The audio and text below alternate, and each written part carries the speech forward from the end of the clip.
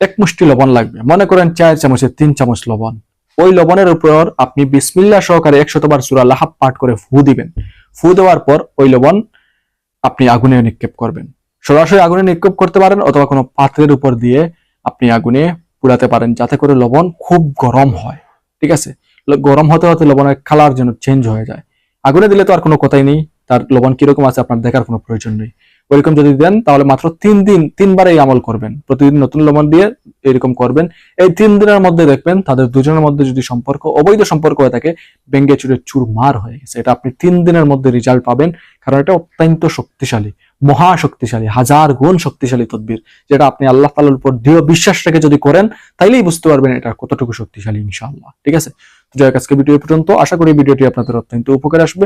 পরবর্তী ভিডিও দেখার আমন্ত্রণ জানিয়ে বিদায় নিলাম। সবাই ভালো থাকুন, সুস্থ থাকুন। আসসালামু আলাইকুম ওয়া রাহমাতুল্লাহি ওয়া বারাকাতুহু।